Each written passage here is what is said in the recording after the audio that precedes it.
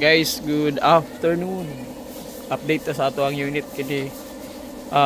Kini nga unit is Hyundai Porter 2 na double cab. 6 gear na siya.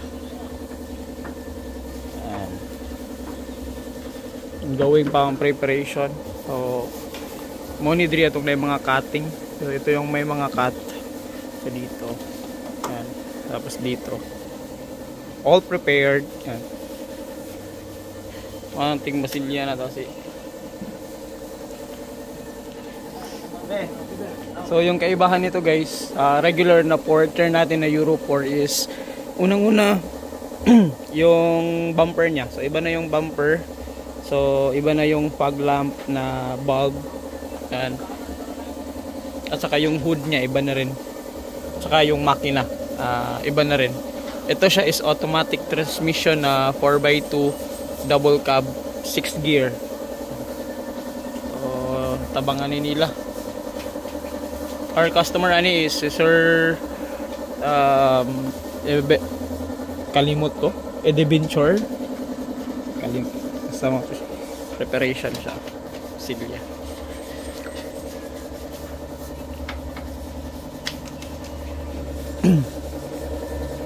Sige ni siya guys, gina-atras na muna siya kay para malihag yun nagmaayo drao.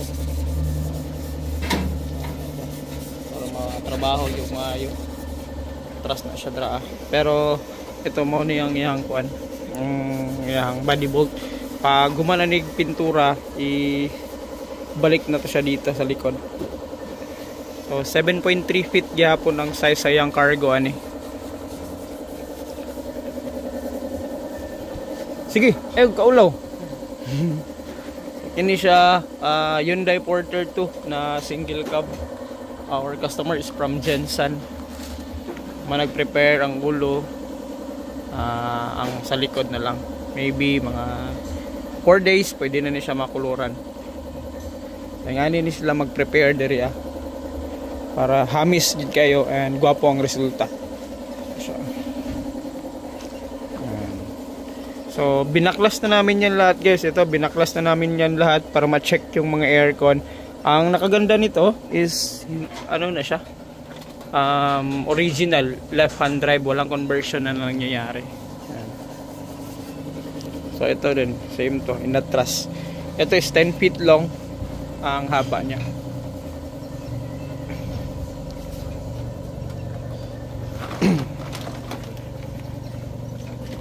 Si Romeo. Ha?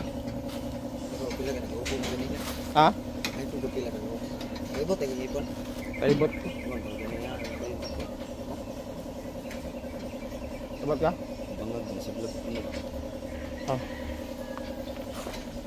Kini taga kuan ng tagiyan ni guys.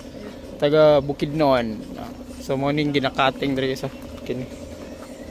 So yung pinakita ko kanina. Yan dito.